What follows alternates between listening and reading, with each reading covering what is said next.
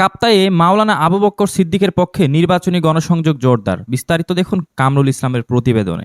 আসন্ন জাতীয় সংসদ নির্বাচনকে সামনে রেখে রাঙ্গামাটির কাপ্তাই উপজেলায় 11 দলীয় জোটের মনোনীত প্রার্থী মাওলানা আবু বক্কর সিদ্দিকের পক্ষে ব্যাপক গণসংযোগ ও নির্বাচনী প্রচারণা চালানো হয়েছে।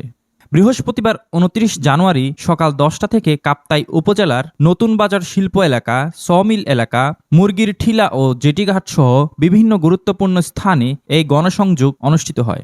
এই সময় নেতাকর্মীরা স্থানীয় ভোটারদের সঙ্গে মত বিনিময় করেন এবং আসন্ন নির্বাচনে জোট প্রার্থীর পক্ষে ভোট প্রার্থনা করেন।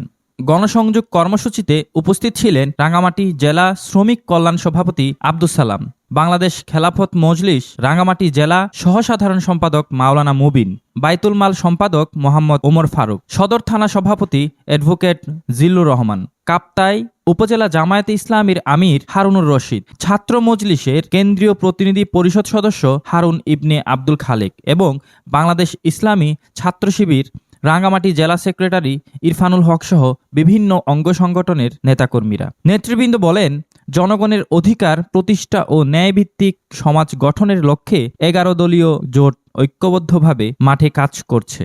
সাধারণ মানুষের স্বতঃস্ফূর্ত অংশগ্রহণ ও ইতিবাচক সাড়া নির্বাচনে ভালো ফলাফলের আশাবাদ তৈরি করেছে। Sadek Chowdhury, enter TV.